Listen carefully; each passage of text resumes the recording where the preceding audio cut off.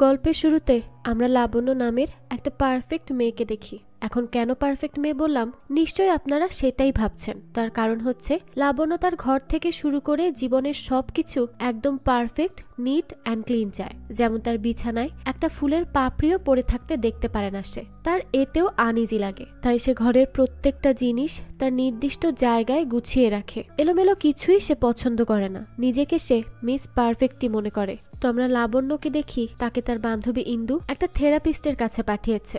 লাবণ্য থেরাপিস্টের বাসায় এসে তার ঘরকেও পারফেক্ট করে রেখে বসে থাকে। থেরাপিস্ট আসার পর তাকে তার ছোটবেলার সম্পর্কে জিজ্ঞাসা করে। লাবণ্য বলে, আমার ছোটবেলাতে আমি পড়াশোনা সবকিছুতেই ভালো ছিলাম, তবে ক্লাসে আমার গণিতের থেকেও বেশি মনোযোগ থাকতো জানালায়, কারণ জানালায় ময়লা লেগে থাকতো, আর সেটা লাবণ্য যতক্ষণ না ক্লিন করবে তার ভেতরে শান্তি আসবে না। তাই সে ক্লাস করেই আগে জানালার ময়লা ক্লিন করত। লাবণ্য বলে, আমার কাছে কোনো কাজকেই অসম্পূর্ণ রাখতে পছন্দ না, তাই কেউ আমাকে কানে ধরতে বললেও সেটা সম্পূর্ণ না করে আমি উঠতাম না। আমার একটা বয়ফ্রেন্ডও ছিল, তার খেয়াল আমি যতটা রাখতাম ততটা হয়তো তার মাও রাখতো না। থেরাপিস্ট বলে, তো ব্রেকআপ হলো কি করে? লাবণ্য বলে, একদিন সে আমাকে প্রপোজ করছিল, আর তখন আমার নজর যায় পানিতে। সেখানে কিছু ময়লা ছিল, আমি তাকে রেখে আগে ময়লা ক্লিন করছিলাম। আর মানুষের জীবনে তো ভুল হতেই পারে, তাই না? তো থেরাপিস্ট বলে, তাহলে তুমি মানছো ওটা তোমার ভুল ছিল? লাবণ্য বলে, না, আমার ভুল না, আমি এটা আমার এক্স বয়ফ্রেন্ডের ভুল বলছি। আর কিছুদিন থাকলে সে তার ভুলটা মেনে নিত। আমি জানি আমার মধ্যে ক্লিনিং জিনিসটা আছে, আর সেটা খারাপ অভ্যাস না, এটা ভালো অভ্যাস। থেরাপিস্ট বলে, সবার মধ্যেই এই ব্যাপারটা থাকে, তবে তোমার মধ্যে একটু বেশি আছে। লাবণ্য বলে, এইসব আপনাকে ইন্দু বলে পাঠিয়েছে তাই না? থেরাপিস্ট বলে, না, আমি এখানে এসেই দেখেছি আমার রুমের পরিবর্তন। লাবণ্য বলে, হ্যাঁ, তো এটা আপনার ভুল, রুমকে এত অপরিষ্কার কেউ রাখে? এরপর লাবণ্য ঝগড়া করে সেখান থেকে চলে যায়। তারপর আমরা লাবণ্য আর ইন্দুকে দেখতে পাই। লাবণ্য বলে, আচ্ছা মানলাম আমার মধ্যে ক্লিনিং এর বিষয়টা একটু বেশিই আছে, তবে এটা খারাপের কি আছে? ইন্দু বলে, হ্যাঁ, খারাপের কিছুই নেই। তুই জন্মদিনের সময় গিফট হিসেবে দিস ক্লিনিং করার জিনিসপত্র, তাহলে এটাকে কেউ নর্মাল ভাববে? একটু বেশি না, তোর মধ্যে অনেকটা বেশি ক্লিনিং এর পাগলামি আছে। লাবণ্য তারপর আর কিছুই বলে না, তবে সে তার এই অভ্যাসকে খারাপও ভাবে না। দৃশ্য পরিবর্তন হয়, আর আমরা লাবণ্যকে দেখি। সে তার বাবার ফ্ল্যাটে এসেছে, কিন্তু এখানে এখন তার বাবা থাকেন না। লাবণ্য এসে তার বাবাকে কল করে যে সে এখানে এসেছে। তারপর তার বাবা বলেন রিসেপশনিস্টকে বলে চাবি নিয়ে রুমে যেতে। এরপর লাবণ্য তার রুমে এসে তার বাবাকে বলে যে, বাবা, আমি সব কাজ একাই করে নিব, কিন্তু রান্নাটা করতে পারবো না, তার জন্য একজন রাঁধুনি চাই। এরপর দেখা যায় তার বাসায় জ্যোতি নামের একটা কাজের মেয়ে চলেও আসে, আর এই মেয়েটা একটু বেশিই কথা বলে। তারপর 10 মিনিটের মধ্যেই রান্নাও করে ফেলে। লাবণ্য তার রান্নার প্রশংসা করে। জ্যোতি বলে, তাহলে 2000 টাকা বেশি দিয়ে দিয়েন, আমি আপনার ঘরও ক্লিন করে দিব।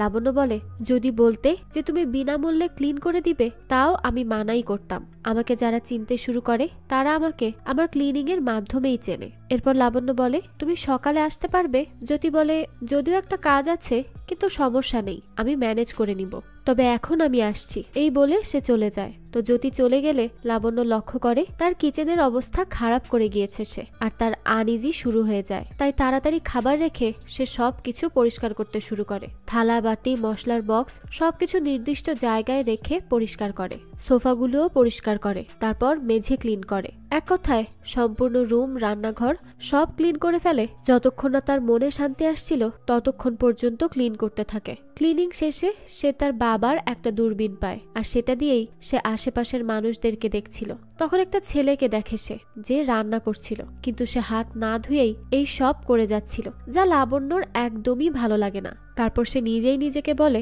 থাক, আর দেখতে হবে না, আজকের মতো এখানেই শেষ। এরপর আমরা ক্লিন ভিউ কোম্পানির দৃশ্য দেখতে পাই। সেখানে নতুন কাজে জয়েন করে লাবণ্য, আর সবাই ভয়ের মধ্যে ছিল তাদের চাকরি নিয়ে। যদি এদিক ওদিক হয়ে যায় আর লাবণ্য চাকরি থেকেই আউট করে দেয়, তখন কি হবে? তো রাতে আমরা দেখতে পাই লাবণ্যর বাবা তাকে গিফট পাঠায়, তাও মেঝে পরিষ্কার করার একটা মেশিন। তার জন্মদিন ছিল আগামীকাল, তাই তাকে তার বাবা এই গিফট দিয়ে অগ্রিম জন্মদিনের শুভেচ্ছা জানায়। এই জন্য লাবণ্য তার বাবাকে কল করে ধন্যবাদ বলে। তার বাবা বলে, আমি জানি তোর জন্মদিনের জন্য এই গিফটই বেস্ট, তাই আমি খুঁজে খুঁজে এটাকেই অর্ডার করেছি। তার বাবার আসার কথা ছিল আগামীকাল, কিন্তু টিভিতে পিএম বলে আজ রাত 12টা থেকে সারা দেশে লকডাউন থাকবে, কারণ এই গল্পটা হচ্ছে করোনা চলাকালীন সময়ের উপর ভিত্তি করেই তৈরি। তো এরপর লাবণ্য তার রুম খুব মজা করে পরিষ্কার করে। এরপরে রাতে কল করে ইন্দুকে। ইন্দু বলে, আর বলিস না, আমি এখন স্যানিটাইজার দিয়ে গোসল করছি, এক কথায় জেলে আছি মনে হচ্ছে। আমার তো মনে হচ্ছে আমি পাগলই হয়ে যাব। আর এদিকে শাশুড়ি আমাকে আরো প্যারা দিচ্ছে। তখন লাবণ্য মজা করে বলে, বেচারি, তবে আমার কাছে একটা সলিউশন আছে। তুমি তোমার শাশুড়ির টর্চারের জন্য একজন থেরাপিস্টের কাছে যেতে পারো, খুব উপকার হবে। ইন্দু বলে, শয়তান মেয়ে, চুপ থাক। তো পরের দিন সকালবেলা লাবণ্যকে জ্যোতি কল করে আর বলে, ম্যাডাম, আমার শরীরটা খারাপ, তাই আজ আসতে পারবো না। লাবণ্য বলে, কি, তোর আবার কোভিড হয়ে যায়নি তো? জ্যোতি বলে, না ম্যাডাম, একটু মাথাটা ঘুরছে, আপনি আমার জন্য একটা কাজ করবেন। লাবণ্য বলে, কি? জ্যোতি বলে, আমি আপনাদের এখানেই রোহিত স্যারের বাসায় কাজ করি, এখন তাকে গিয়ে বলবেন যে আমি আসতে পারবো না। লাবণ্য তখন বলে, এটা তো কল করেও বলা যায়। জ্যোতি বলে, না ম্যাডাম, রোহিত স্যার ঘুমে থাকলে মোবাইল সাইলেন্ট করে রাখেন, প্লিজ একটু বলে আসুন না। তারপর লাবণ্য আসে রোহিতের বাসায় আর এসেই বলে, জ্যোতি বলেছে সে আজ আসতে পারবে না, সে অসুস্থ। রোহিত বলে, তার বদলে কি তুমি এসেছো? লাবণ্য বলে, হ্যাঁ। রোহিত আসলে ভেবেছে হয়তো লাবণ্য এখানে কাজ করবে জ্যোতির পরিবর্তে, তাই সে তার রুমে চলে যায় লাবণ্যকে রুম পরিষ্কার করতে বলে। লাবণ্য তার রুমে এসে দেখে আয়নাতে একটা দাগ আছে, আর ব্যাস শুরু হয়ে যায় তার ভেতরের অশান্তি। জেগে ওঠে তার ভেতরের মিস পারফেক্ট। তাই সে প্রথমে আয়না পরিষ্কার করে ঘষে ঘষে। পেছনে তাকিয়ে দেখে সম্পূর্ণ রুমের অবস্থা কাহিল। তাই তার মাথায় এটা নেই যে সে নিজের রুমে না, বরং অন্য কারো রুমে আছে। সে তার ওড়না কোমরে বেঁধে লেগে পড়ে রোহিতের রুম পরিষ্কার করতে। সম্পূর্ণ রুম খুব যত্ন সহকারে লাবণ্য পরিষ্কার করে। তারপর তার ভেতরে শান্তি এলে সে সেখান থেকে চলে যায়। এরপর রোহিত তার বেডরুম থেকে এসে দেখে সে নিজেই নিজের বাসাকে চিনতে পারছে না, এতটাই ক্লিন করে গিয়েছে লাবণ্য। প্রত্যেকটা জিনিস তার প্রপার জায়গায় গোছানো আছে। রোহিত তো এতে মারাত্মক ইমপ্রেস হয়ে যায়। অন্যদিকে ইন্দুকে থেরাপিস্ট বলে, লাবণ্যর এই কন্ডিশন বাড়তে বাড়তে আরো ভয়ঙ্কর হবে দিন দিন। সে এখন যে কোনো জিনিসকে দেখলেই সেটাকে পারফেক্ট করতে জান প্রাণ দিয়ে লেগে পড়ে। সে চায় তার হাতের কন্ট্রোলে সবকিছু থাকবে, এখন সেটা হোক একটা দাগ অথবা অন্য কিছু। ক্লিনিং ব্যাপারটা খারাপ না, কিন্তু যে ক্লিনিং ব্যাপারটা লাবণ্যর মধ্যে আছে সেটা কোনো স্বাভাবিক বিষয় নয়। আমরা সাধারণত নিজের রুম বাড়ি পরিষ্কার করতে চাই, কিন্তু লাবণ্যর ক্ষেত্রে এটা ঠিক উল্টো। সে দুনিয়ার যে কোনো জায়গায় থাক আর যে কোনো রকমের অপরিষ্কার জিনিস থাক, সে সেটাকে আনন্দের সাথে ক্লিন করবে, কারণ ক্লিনিং তাকে মানসিক শান্তি দেয়। আর এটা দিন দিন আরো বেড়ে যাবে। সে ক্লিনিং এর প্রতি আরো বেশি অবসেসড হয়ে যাবে। তো এই বিষয়গুলো নিয়েই ইন্দুর সাথে থেরাপিস্ট ডিটেইলসে কথা বলে। এদিকে জ্যোতি একটা গানের অডিশনে আসে, কিন্তু সে ঠিকমতো গাইতে পারছিল না। এত মানুষ দেখেই হয়তো সে ভয় পেয়ে যায়। বাইরে এসে সে তার ভাইকে বলে, আমি পারিনি, এই বলে সে ড্রিঙ্ক করে। তখন তার ভাই তাকে বলে, তুমি এখন একটা গান গাও, একদম ফিল নিয়ে। তারপর জ্যোতি এমনিতেই গান গায় আর অসাধারণ কণ্ঠে সেই গানটা গায়, আর এইটা তার ভাই ভিডিও করে রাখে।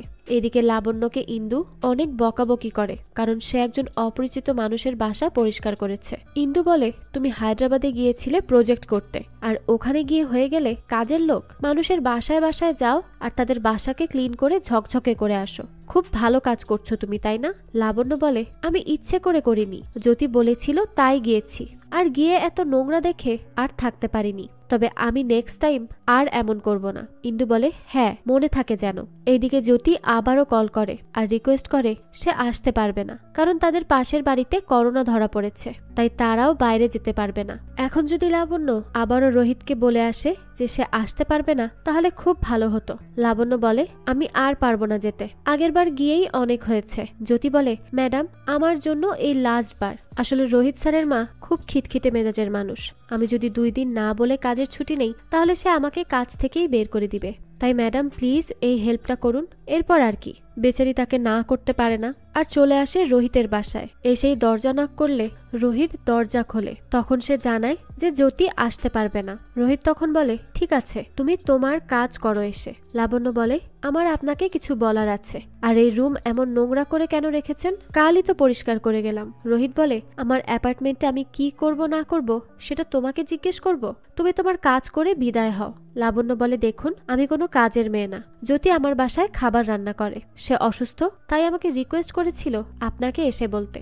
রোহিত বলে, তাহলে তুমি গতকাল আমার রুম কেন পরিষ্কার করলে? লাবণ্য বলে, আসলে রুমটা খুব নোংরা হয়েছিল, তাই আর কি ভাবলাম করে দেই। রোহিত বলে, আজব মেয়ে তো, তাই বলে তুমি অচেনা মানুষের বাসাও পরিষ্কার করে ফেলবে? মাথায় সমস্যা আছে? লাবণ্য বলে, আমি জানি এটা খুবই অদ্ভুত একটা বিষয়। রোহিত বলে, মারাত্মক অদ্ভুত। এই শোনো, এমন না তো যে তুমি চুরি করতে এসেছিলে? আগে দেখতে হবে আমার বাসা থেকে কিছু চুরি হয়েছে কিনা। তখন রোহিত চোর চোর বলে চেঁচিয়ে ওঠে, আর লাবণ্য দেখে এটা আসলে ছিল তার কল্পনা। তাই লাবণ্য আর ভয়ে সত্যি সত্যি রোহিতকে বলে না যে সে কাজের মেয়ে নয়, চুপচাপ কাজে লেগে পড়ে। রোহিতকে তার অফিস থেকে কল করে বলা হয় মিটিং আছে, তাই জুম লাইভে আসতে। তখন রোহিত তার ল্যাপটপ খুঁজে পায় না, আর সে ভাবে হয়তো কাজের মেয়েটা চুরি করে নিয়ে গেছে। তাই সে নিচে সিরুকে কল করে আর বলে তার ল্যাপটপ চুরি হয়েছে, কাজের মেয়ে নিয়ে গিয়েছে। তবে তখন রোহিত লাবণ্যকে মাস্ক ছাড়া দেখে ফিদা হয়ে যায় আর কল কেটে দেয়। লাবণ্য বলে, আপনার ল্যাপটপ আমি ওইখানে রেখেছি গুছিয়ে, আর আমি চোর না। রোহিত তখন লজ্জা পায় তার এই আচরণে, সে তার জন্য সরিও বলে। রোহিত বলে, আসলে আমার এই ঘর কখনো এতটা গোছানো থাকে না, সেই জন্যই আর কি কিছু খুঁজে পাচ্ছিলাম না। আর জ্যোতি কাজ উপর উপর করেই চলে যায়। তবে ধন্যবাদ এত সুন্দর করে আমার ঘর গুছিয়ে দেওয়ার জন্য। আমার নাম রোহিত, আর তোমার? লাবণ্য বলে, আমার নাম লক্ষ্মী। এই বলে সে লিফটে করে তার বাসায় চলে আসে, আর রোহিত লক্ষ্মী লক্ষ্মী করে ফিদা হয়ে যায়। এদিকে রোহিতের মা রোহিতের জন্য মেয়ে দেখা শুরু করে। পণ্ডিত বলে, আজকালের মধ্যে যত তাড়াতাড়ি সম্ভব রোহিতকে বিয়ে দিয়ে দাও, কারণ তার রাশি ভালো যাচ্ছে না। এরপর লাবণ্য আসে পরের দিন আবার কাজ করতে। রোহিত আগে থেকেই ভাব নিয়ে বসে থাকে চেয়ারে, কিন্তু লাবণ্য কিছু না খাওয়াতে একটু মাথাটা ঘুরে যায়। রোহিত বলে, ঠিক আছো তুমি লক্ষ্মী? লাবণ্য বলে, হ্যাঁ, আসলে আমার খাওয়া হয়নি তো, তাই সেই জন্য একটু মাথা ঘুরিয়ে উঠেছিল। রোহিত বলে, খাওয়া হয়নি নাকি খাবার পাওনি? আসলে আমি জানি তোমার কাছে খাবার খাওয়ার মতো টাকা নেই, আর আমিও কেমন মানুষ দেখো, তোমাকে টাকা না দিয়েই কাজ করাচ্ছি। আম সরি লক্ষ্মী, আমি জানি তোমার আত্মসম্মান আছে, তোমার টাকার দরকার পড়লেও তুমি বলবে না, কিন্তু আমার খারাপ লাগছে, কারণ এটা আমার আগেই করা উচিত ছিল। লাবণ্য তার এইসব কথায় শুধু হ্যাঁতে হ্যাঁ মিলায়। তারপর তারা একসাথে অনেক সময় কাটাতে শুরু করে, আর লাবণ্য প্রতিদিনই কাজে আসতে থাকে। দেখা যায় রোহিত গুগলে সার্চ করে যে নিজের বাড়ির কাজের মেয়ের প্রেমে পড়াটা কি ঠিক হবে। বুঝুন এইবার সে কতটা পছন্দ করে ফেলেছে লাবণ্যকে। এইদিকে জ্যোতি অনেকবার চেষ্টা করে আসার, কিন্তু তাকে পুলিশ আটকে দেয়। তাই সে লাবণ্যকে কল করে বলে, ম্যাডাম, এখানে অনেক পুলিশের পাহারা, তাই আর কয়টা দিন ম্যানেজ করে নিন, আমি আসছি। জ্যোতি তো আর জানে না লাবণ্য কিভাবে কি ম্যানেজ করছে। তারপর সে রেগুলার রোহিতের বাসায় কাজে যায়। রোহিত তাকে এখন খাবার রান্না করে খাওয়ায়, তাও পেট ভরে। ধীরে ধীরে রোহিতকে সেও পছন্দ করতে শুরু করে। তার মিষ্টি মিষ্টি কথায় লাবণ্য প্রেমে পড়ে যায় তার। এরপর লাবণ্য এইসব কথা যখন ইন্দুকে জানায়, তখন ইন্দু বলে, তুমি না বলেছিলে আর কখনোই ওইদিকে যাবে না, তাহলে এই সব কি? এখন তো তুমি বারবার যাচ্ছ, রেগুলার যাচ্ছ, এক কথায় বলতে গেলে ওই রোহিতের বাসার মেইড হয়ে গিয়েছ। তুমি একজন শিক্ষিত মেয়ে হয়ে এইসব করে বেড়াচ্ছ, মানুষের বাসা পরিষ্কার করছো, তাও ওই নোংরা লোকের। লাবণ্য বলে, ইন্দু, সে নোংরা না, তাকে এইসব নামে ডাকবি না, তার নাম রোহিত। ইন্দু বলে, ও আচ্ছা, তা আপনার রোহিত স্যার কি করেন?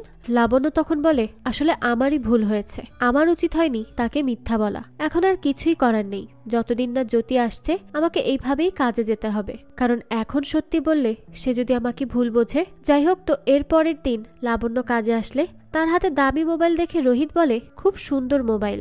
লাবণ্য বলে, আরে এটা আমার না, আমি এক জায়গায় কাজ করতাম, সেখান থেকে পেয়েছি। রোহিত বলে, আমি ভাবছি আমি জ্যোতিকে কাজ থেকে বিদায় করব আর তোমাকে পার্মানেন্ট করব।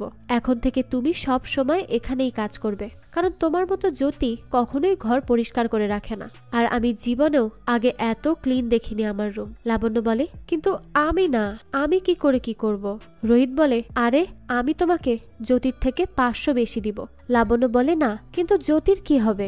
রোহিত বলে, বুঝতে পেরেছি, তুমি ভাবছো তুমি এখানে জ্যোতির বদলে এসে এখন তারই জব নিয়ে নিলে জ্যোতি তোমার উপর তাই রেগে যাবে। হ্যাঁ, এটাও ঠিক ভেবেছ, কিন্তু এক কাজ করা যেতে পারে, আমি আর তুমি আমাদের মধ্যে কেউই জ্যোতিকে এই ব্যাপারে কিছুই বলবো না। তাহলে ঠিক আছে, তুমি আমার এখানেই কাজ করবে তো? লাবণ্য তখন আর কি বলবে, সে তো এখন সম্পূর্ণ ফেসে গিয়েছে। এদিকে জ্যোতি পুলিশকে ফাঁকি দিয়ে চলে আসে রোহিতের বাসায়। এসে বলে, অনেকদিন পর মনে হলো জেল থেকে আসলাম। জ্যোতি রোহিতের ঘর দেখে বলে, বাহ রোহিত স্যার, অনেক পরিবর্তন। আমি আপনার এখানে 1 বছর ধরে কাজ করছি, কিন্তু এত পরিষ্কার গুছানো কখনো দেখিনি। আপনার কাপড় খোঁজা মানে আমার কাছে লুকোচুরির মতো ছিল। রোহিত বলে, আমার তোকে কিছু বলার ছিল। আমি আসলে একটা স্বপ্ন দেখেছি। আমার মন আমাকে বলল, সবসময় মানুষের উপর নির্ভর করে চলার কি কোনো মানে আছে? আমি তারপর থেকে সিদ্ধান্ত নেই আমি সব একা করব। তার জন্য দরকার হলে জ্যোতিকে আমি কাজ থেকে বের করে দিব। জ্যোতি বলে, আপনার আর আপনার মনের ঝগড়ার জন্য আমার চাকরি কেন ছাড়বো? আপনি রোহিত স্যার ভালোই মজা করতে পারেন। রোহিত বলে, না জ্যোতি, আমি সিরিয়াস। আজ থেকে আমি আমার কাজ একাই করব। জ্যোতি বলে, আপনি শিওর? রোহিত তাকে এই মাসের টাকা দিয়ে বলে, এই টাকাটা রাখ আর অন্য জায়গায় কাজ খুঁজে নিস। বেচারি এরপর বাড়ি এসে মন খারাপ করে বসে থাকে। তার ভাই এসে বলে, কি হয়েছে দিদি তোর? জ্যোতি বলে, কি আর হবে, রোহিত আছে না, সে আমাকে আজ হঠাৎ করেই কাজ থেকে বের করে দিয়েছে। বলে কি না আজ থেকে সে একাই কাজ করবে। জ্যোতির ভাই বলে, এইভাবে আগে থেকে না বলে কি করে কাজ থেকে সে বের করতে পারে? জ্যোতি বলে, টাকার সামনে সব সম্ভব। এরা হচ্ছে বড়লোক মানুষ, তারা সব পারে। যখন ইচ্ছা কাজে নিবে, যখন ইচ্ছা কাজ থেকে বের করবে। আমাদের জীবন তাদের সামনে কিছুই না, একটা হাসি মজার মাধ্যম ছাড়া আমরা কিছুই না তাদের কাছে। তাই ভাই, অনেক টাকার প্রয়োজন জীবনে, প্রচুর টাকা চাই। এদিকে লাবণ্য তার মিটিং এর মধ্যে আজ একটা বাঁচার লোককে পেয়ে যায়। তাই কোনো মতে সেখান থেকে ছাড়া পায় আর তার বাবাকে কল করে কিছুক্ষণ কথা বলে নেয়। তার বাবার আচরণে মনে হচ্ছিল তার বাবা তার কাছ থেকে কিছু একটা লুকিয়ে রাখছেন। অন্যদিকে জ্যোতিকে তার ভাই বুদ্ধি দিচ্ছিল যে কি করে বড়লোক হওয়া যায়, কিন্তু সবগুলো বুদ্ধিই ছিল বোকা বোকা। তখন জ্যোতিকে কল করে রোহিতের মা। তাকে জিজ্ঞেস করে বলে, আমি রোহিতের সম্পর্কে কিছু জানতে চাই। তুমি তো তার ওখানে কাজ করো, সেই জন্য আমি জানতে চাই রোহিতের বাসায় কোনো মেয়ে আসে কিনা। জ্যোতি তার উত্তর দিবে সেই সময় তার ভাই এসে বলে, আমার দিদি সব উত্তর দিবে, তবে তার আগে পেমেন্টটা সেটা রেডি আছে তো? রোহিতের মা বলে, হ্যাঁ রেডি আছে, দিচ্ছি। এরপর কল কেটে জ্যোতিকে তার ভাই বলে, টাকা ইনকাম করতে কোনো আলাদা সার্টিফিকেটের দরকার নেই, বুদ্ধি থাকলেই টাকা ইনকাম করা যায়। যাই হোক, এদিকে আমরা লাবণ্যকে আবারও দেখতে পাই। সে রোহিতের বাসায় কাজে এসেছে। রোহিত লাবণ্যকে বলে, লাক্ষ্মী, আমি আজ লাঞ্চ বানাবো দুজনের জন্যই, তুমি আসবে খেতে? লাবণ্য বলে, না আমার কাজ আছে। রোহিত বলে, আসলে আজ আমার জন্মদিন ছিল আর এই কোভিডের জন্য কেউ আসতেও পারছে না। তো এই কথা শুনে লাবণ্য আর কি করবে, সে তার সাথে খেতে রাজি হয়ে যায়। লাবণ্য তারপর বলে, এত মজার মজার রান্না করা কোথা থেকে শিখলে তুমি? মায়ের থেকে? রোহিত বলে, আরে না, আমার মা লবণের জায়গাতে চিনি দেন, এতই বাজে টেস্ট। লাবণ্য এরপর রোহিতকে জিজ্ঞেস করে, তুমি কি তোমার কাজে হ্যাপি? রোহিত বলে, হ্যাঁ, কারণ এখানে একটা বস আছে যার সাথে যেমন খুশি তেমন কথা বলি আর নিজের ইচ্ছা মতো কাজ করার স্বাধীনতাও আছে। তবে আমাকে কেউ রান্না বান্নার কাজ দিলেও খুশিটা কম হব না। রোহিত তখন বলে, তোমার কি ভাল লাগে? লাবণ্য বলে, আমার ছুটির দিনে দিদার বাড়ির কথা খুব মনে পড়ে আর সেখানের আমের আচার। রোহিত তখন লাবণ্যকে দেখে দেখে শুধু স্মাইলি করছিল। এদিকে জ্যোতির গাওয়া গানটা একটা লোক শুনছিল। তখন আরেকজন এসে বলে, গানটা তো সুন্দর গাইছে, কোন মুভির গান? লোকটা বলে, জানি না ভাই, আমার বন্ধু আমাকে দিয়েছে আর এটা কোনো মুভির গান না। আমি প্রথমে ভেবেছিলাম এটা একটা ফানি রিলস, পরে দেখলাম গানটা এই মেয়ে খারাপ গায়নি, অনেক সুন্দর হয়েছে। এরপর সে বলে, তাহলে আমাকে শেয়ার করতো। এদিকে জ্যোতিকে তার পাওনাদার কল করে আর তাকে অনেক কথা শোনায় আর এই মাসে পাওনার টাকা না দিলে ব্যাপারটা কিন্তু খুব খারাপ হয়ে যাবে, এইসব বলে সে হুমকিও দেয়। তো এরপর লাবণ্যর সাথে কথা হলে সে তাকে বলে, কি হয়েছে জ্যোতি, সব ঠিক আছে? জ্যোতি বলে, আসলে পাওনাদার কল করেছে, এই মাসেই টাকা দিতে হবে, কিন্তু রোহিত স্যার আমাকে কাজ থেকে বের করে দিয়েছে, এজন্য আমি সমস্যায় পড়ে গিয়েছি। লাবণ্য বলে, আমি কি তোমাকে বেতন দিব?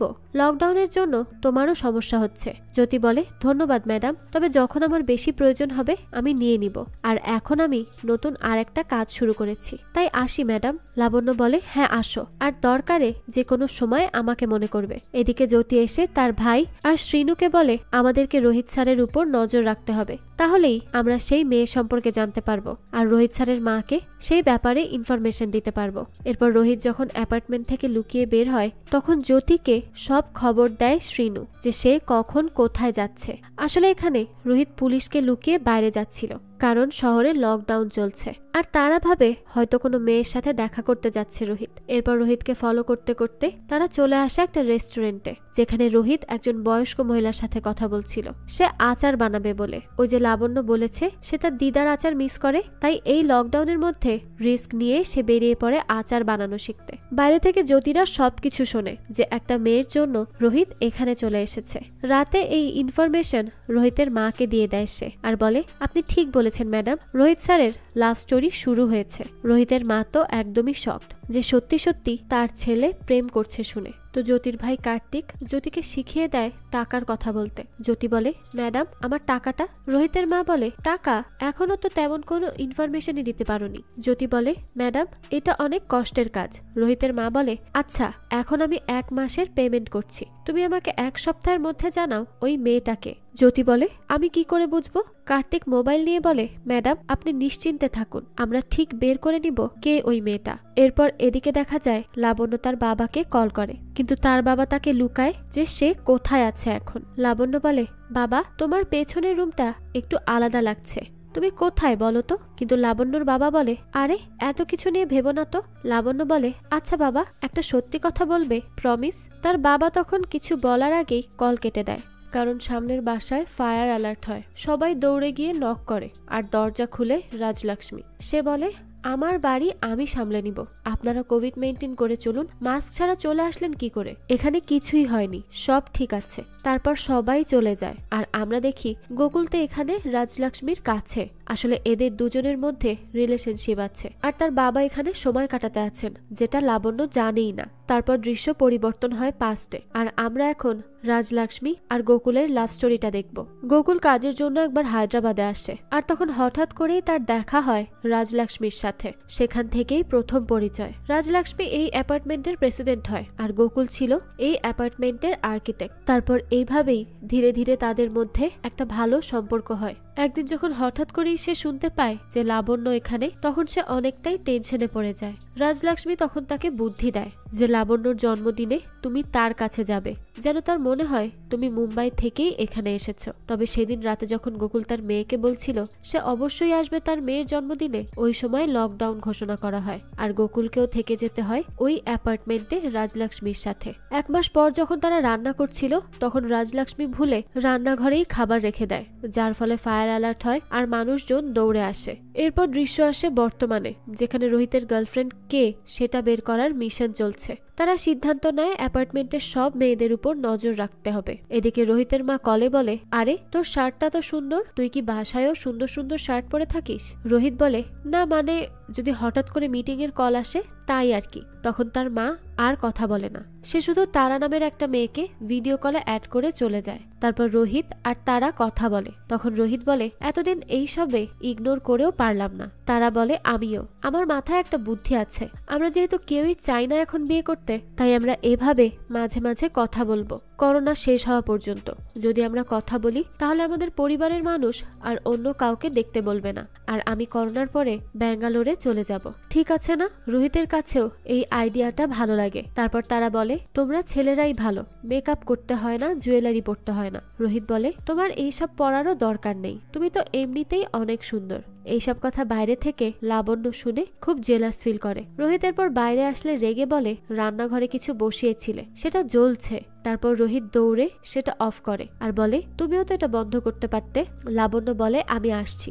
রোহিত বলে আরে আরে দাঁড়াও, কলের চক্করে আসল জিনিসটাই ভুলে গিয়েছিলাম। তারপর রোহিত আমলকির আচার আনে আর লাবণ্যের বলা কথাটা রিপিট করে যে আমাকে যারা চেনে তারা আমার সম্পর্কে 2টি বিষয় জানে, 1 আমি পরিষ্কার থাকতে পছন্দ করি, আর 2 আমার আমলকির আচার খুব ভালো লাগে। এই কথা বলে রোহিত লাবণ্যকে আমলকির আচার দেয়। লাবণ্য তো আচার দেখে মারাত্মক খুশি হয়ে যায়। এদিকে রাতে রোহিতের মা শ্রীদেবী কল করে আর বলে রোহিত আমার বলা মেয়ের সাথে কথা বলতে রাজি হয়েছে, তার মানে তোর বলা মেয়েটার সাথে তার তেমন কিছুই নেই। জ্যোতি বলে না ম্যাডাম, আমার খবর একদম সত্যি। শ্রীদেবী বলে আমি আরো কনফিউজড হওয়ার আগে তোরা ওই মেয়েকে খুঁজে বের কর। তারপর জ্যোতি বলে কার্তিক আমাদের খুব তাড়াতাড়ি কিছু করতে হবে, তার জন্য আমাদেরকে রোহিত স্যারের রুম তল্লাশি করতে হবে। কার্তিক বলে, আমার মাথায় এই নিয়ে একটা আইডিয়া আছে, চলো। এরপর তারা ভাই বোন চলে আসে অ্যাপার্টমেন্টে। আর পানি লিকেজের কথা বলে কার্তিক রোহিতের বাসায় ঢুকে, সাথে লুকিয়ে লুকিয়ে জ্যোতিও ওই ভিতরে চলে যায়। তারপর কার্তিক রোহিতের বাসা থেকে বেরিয়ে গেলেও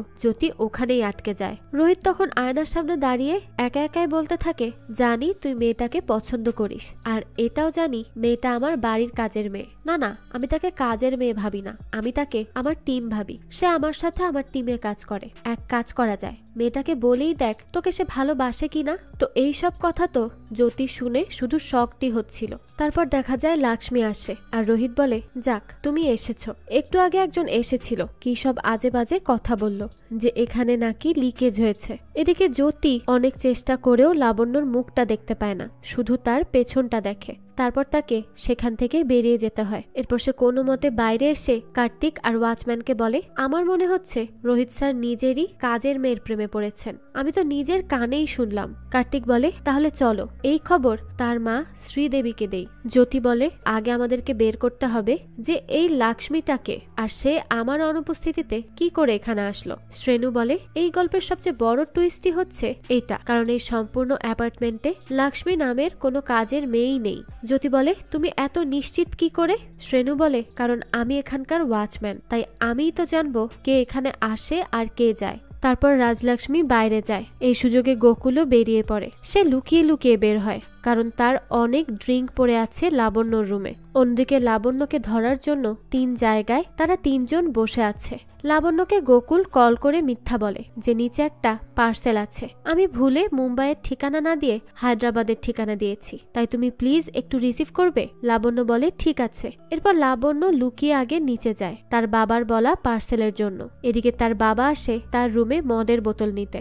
লাবণ্য তখন কল করে বলে, বাবা এখানে তো কোনো পার্সেল আসেনি, তুমি কি বললে? গোকুল তখন বলে, ও আসেনি, তাহলে হয়তো আমি ভুল করেছি, থাক তুমি চলে আসো। তখন লাবণ্যকে রোহিত কল করে আর বলে, তুমি কবে আসবে লক্ষ্মী? লাবণ্য বলে, হ্যাঁ হ্যাঁ আসছি, আমি এখনই আসছি। এরপর লাবণ্য উপরে যায়, আর তখন দেখে সেখানে পাহারায় আছে জ্যোতি। তাই লাবণ্য ওখান থেকে নিচে নেমে আসে, আর তখন তাকে কার্তিক দেখে ফেলে, আর তাকে দেখেই সে লক্ষ্মী বলে ডাক দেয়। আর লাবণ্য তখন তার ডাকে দাঁড়িয়ে পড়াতে কার্তিক বুঝতে পারে এটাই তাহলে লক্ষ্মী, তাই সে তার পেছনে দৌড়াতে থাকে। আর লাবণ্য সেখান থেকে পালিয়ে সি ব্লকের দিকে যায়। কার্তিক তখন জ্যোতিকে কল করে আর বলে, দিদি আমি একটু আগেই লক্ষ্মীকে যেতে দেখেছি সি ব্লকের দিকে। এরপর একদিকে গোকুল তার মদের বোতল নিয়ে লুকিয়ে বের হয়, আর অন্যদিকে রাজলক্ষ্মী আসে, আর এইদিকে লাবণ্যকে জ্যোতি দৌড়াতে থাকে। লাবণ্য মনে মনে বলে, শেষ, আমাকে এবার এরা দেখেই নিবে, এখন যে আমি কি করব, আজ আমার সব মান সম্মান শেষ হয়ে যাবে। কিন্তু লাবণ্য একটু দ্রুত এসে তার রুমে চলে যায়, তাই জ্যোতি আর তাকে খুঁজেই পায় না। কার্তিক তখন কল করে জিজ্ঞেস করে, কি রে দিদি, পেলি লক্ষ্মীকে? জ্যোতি বলে, না রে, একদম সিনেমার মতো শেষ মুহূর্তে কোথায় যেন হারিয়ে গেল। তখনই লাবণ্য দরজা খোলে আর একদম নর্মাল হয়ে জ্যোতিকে জিজ্ঞেস করে, আরে তুমি এখানে? আমি একটা শব্দ শুনে দরজা খুললাম, তুমি দৌড়াচ্ছিলে কেন? জ্যোতি বলে, না ওই লক্ষ্মী। লাবণ্য বলে, কে লক্ষ্মী? সিকিউরিটি গার্ডকে বলবো? জ্যোতি বলে, না ম্যাডাম, হয়তো আমারই ভুল, মাঝে মাঝে আমার সাথে কেন যেন এমন হয়। আচ্ছা চলুন, আমার রান্না করতে হবে। লাবণ্য বলে, হ্যাঁ চলো, আমারও খিদা পেয়েছে। আসলে কার্তিকের কথাগুলো ফোনে শুনে নেয় লাবণ্য, যে তারা লক্ষ্মীকেই খুঁজছে। লাবণ্য তাই আরো বেশি করে জ্যোতিকে জিজ্ঞেস করে যে কে এই লক্ষ্মী। জ্যোতি বলে, আমি আপনাকে একটা সিক্রেট বলছি, আপনি কাউকে বলবেন না, প্রমিস করুন। লাবণ্য বলে, প্রমিস, কাউকেই বলবো না, বলো আমাকে।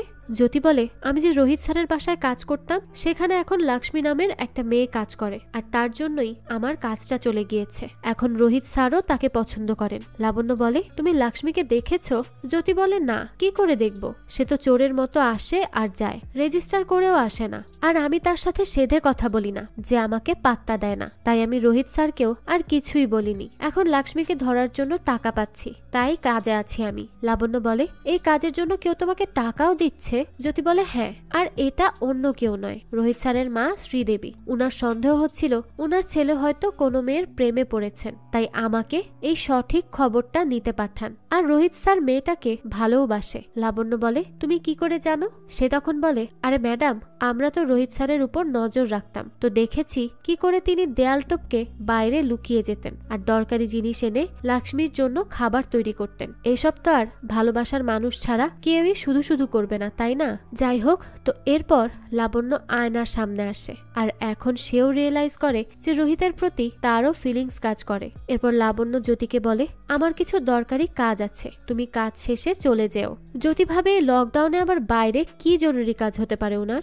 এদিকে লাবণ্য আসে রোহিতের বাসায় আর এসেই সে কাজে লেগে পড়ে। সে প্রত্যেক দিনের মতোই তার কাজ করতে থাকে। সেখানে লাবণ্যকে রোহিত একটা বিষয় জানায় যে তাদের কোম্পানিতে তাকে প্রয়োজন হবে কিনা সেটা যাচাই করবে একজন কনসালটেন্ট।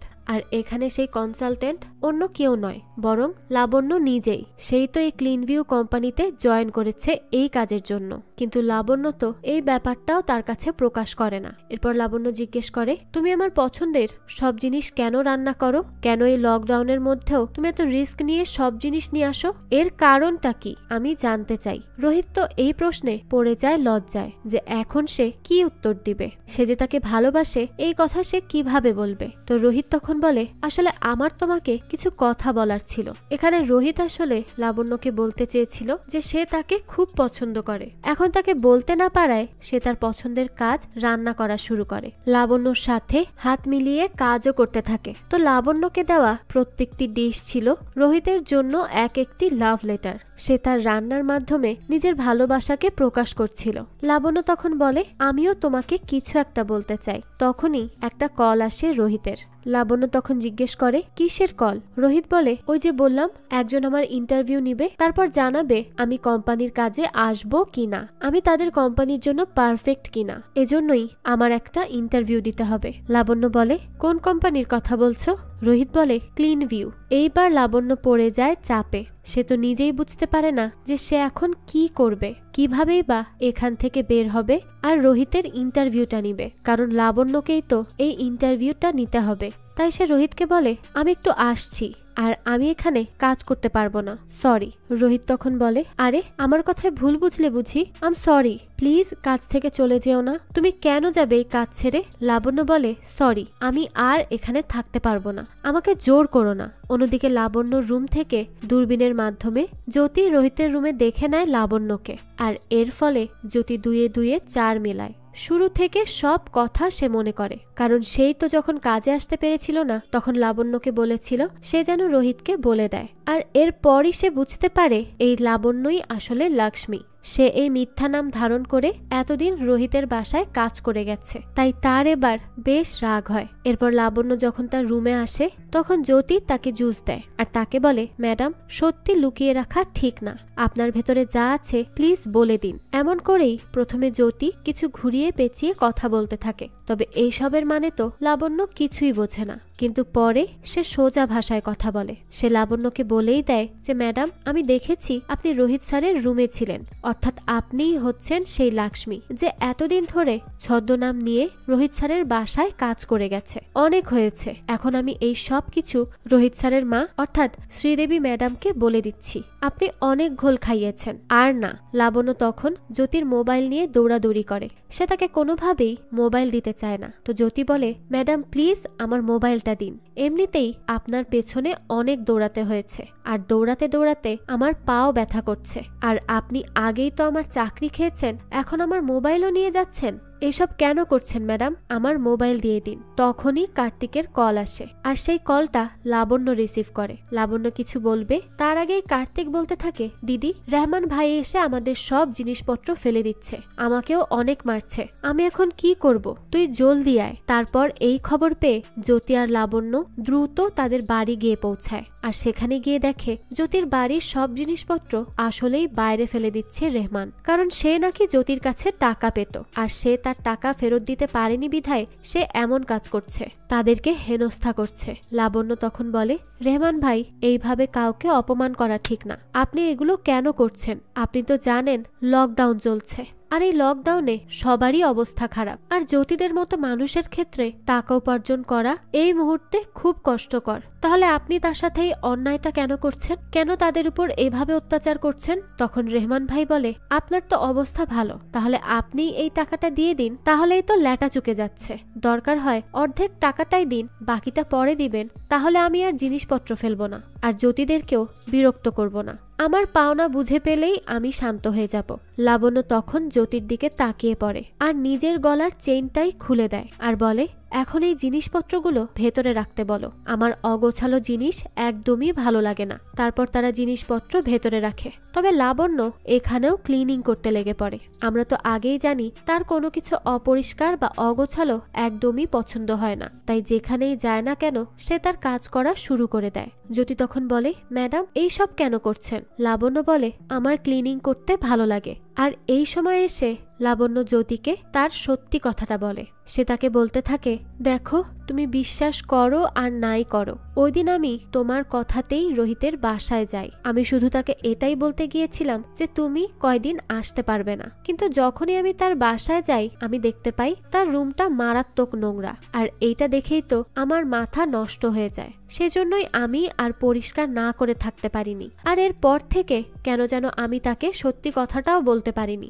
আর ধীরে ধীরে দেখা যায় রোহিতও আমার জন্য রান্না করতে শুরু করে। আমি কতটা পরিষ্কার করতে পছন্দ করি তুই তো ভালো করেই জানিস জ্যোতি, কিন্তু রোহিত আমার ঠিক উল্টো। আমি একটা জায়গা পরিষ্কার করে শেষ করি আর রোহিত সেই জায়গা তখনই অপরিষ্কার করা শুরু করে। আমার মতো মেয়ের হিসেবে তো রোহিতকে ঘৃণা করা উচিত, তার থেকে 100 হাত দূরে থাকা উচিত, কিন্তু তাও আমি তাকে কেন যেন পছন্দ করে ফেলি আর তাকে এখন ভালোবেসে ফেলেছি। এখন তুই যদি চাস রোহিতের মাকে সব বলে দিবি তাহলে বলতে পারিস, এখানে আমার আর কিছুই করার নেই। তোকে তো এখন আমি সব সত্যিটা বলেই দিলাম, এখন তোর যেটা ভালো মনে হয় সেটাই করবি। জ্যোতি বলে, সবই বলবো, তবে তার আগে আপনি রোহিত স্যারকে আপনার মনের কথাটা বলে দিন যে আপনি তাকে কতটা ভালোবাসেন। লাবণ্য তখন বলে, চেষ্টা করেছি রে, কিন্তু পারিনি, তবে আবারও করে দেখব। আমিও চাই আমার মনের কথাটা তাকে জানাতে আর তাকে সবকিছু সত্যি বলতে। তো এরপর দৃশ্য পরিবর্তন হয়। এখানে একটা গান রেকর্ডিং হচ্ছিল, তবে তখন আরেকজন এসে জ্যোতির গানের ভিডিও দেখায়। তারপর আরেকজন বলে, মেয়েটা তো খুব সুন্দর গান গাইছে, তার সাথে কথা বলতে হবে। তারা সবাই আসলে জ্যোতির গান শুনে ইমপ্রেস হয়ে যায়। হয়তো এইভাবেই জ্যোতির স্বপ্ন পূরণ হতে চলেছে। অন্যদিকে তারা কল করে রোহিতকে আর বলে সে এতদিন কথা বলার পর এখন বুঝতে পারছে যে সে রোহিতকে সত্যি সত্যি পছন্দ করে ফেলেছে। সে প্রথমে চেয়েছিল না রোহিতকে বিয়ে করতে, আর তখন তার রোহিতকে পছন্দও ছিল না, কিন্তু এতদিন পরিবারকে দেখিয়ে দেখিয়ে মিথ্যা নাটক করতে করতে সত্যি সত্যি সে তাকে ভালোবেসে ফেলেছে। তবে যদি রোহিত চায় তাহলে সে এই সম্পর্কটাকে সামনে নিয়ে যেতে চায়, আর সে রোহিতকেও এই ব্যাপারটা নিয়ে ভাবতে বলে। এদিকে রোহিত আর লাবণ্য আসে মিটিং করতে। লাবণ্য আজ রোহিতের ইন্টারভিউ নিবে। লাবণ্য একবার ভাবে তাকে সব বলবে, আর একবার ভাবে না, সে কিছুই বলতে পারবে না। এসব করতে করতেই মিটিং শুরু করে দেয় সে। তবে সে মাস্ক লাগিয়ে বসে মিটিং করতে, কিন্তু এরপরই সে ক্যামেরা অফ করে দেয়। রোহিত তখন বলে, আমি তো আপনাকে দেখতে পাচ্ছি না। লাবণ্য বলে, আসলে আমার ক্যামেরাতে একটু সমস্যা হচ্ছে, এই জন্য ক্যামেরা অফ হয়ে গেছে।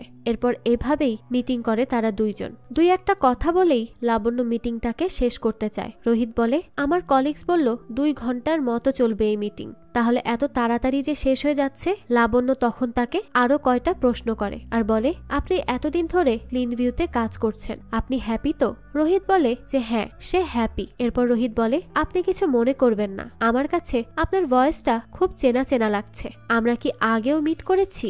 লাবণ্য বলে, না না, এর তো চান্সই নেই, আসলে আমার একটু ঠান্ডা লেগেছে তাই হয়তো গলা এমন শোনাচ্ছে। কিন্তু রোহিত বারবারই বলে তার কাছে কেন যেন কণ্ঠটা চেনা চেনা লাগছে। এরপর লাবণ্য মিটিংটাই কেটে দেয়। লাবণ্য তখন মনে করে রোহিত তাকে একবার বলেছিল তাকে যদি চাকরি থেকে বাদ দিয়ে দিত তাহলে সে তার শখের কুকিং নিয়ে কাজ করতে পারত, তবে এর জন্য একটা ইন্টারন্যাশনাল পুশ দরকার। সে নিজে থেকে পারবে না কোম্পানি ছাড়তে, তাকে বের করে দিলেই ভালো হবে। এই কথা ভাবে লাবণ্য, আর ভাবতে ভাবতেই স্মাইল করে। হয়তো সে এখন সত্যি সত্যি রোহিতকে কোম্পানি থেকে বের করে দিবে, যাতে করে সে তার স্বপ্ন নিয়ে কাজ করতে পারে। অন্যদিকে জ্যোতির গানের জন্য একজন মিউজিক প্রডিউসার আসে। জ্যোতি তখন লাবণ্যকে বলে, ম্যাডাম আমি এসব পারবো না, হয়তো গ্রামে গান গাওয়া আর এখানে গান গাওয়া অনেক ব্যবধান। তখন লাবণ্য বলে, জ্যোতি তুমি নিজের স্বপ্নের জন্য এতদিন কষ্ট করেছো, আজ তোমার স্বপ্ন তোমার দরজায় করা নাড়ছে। তুমি যদি এখনো ভয় পেয়ে থেমে যাও তাহলে সারা জীবন এভাবে ক্লিনিং আর কুকিং করে যেতে হবে। এখন বলো কি করবে?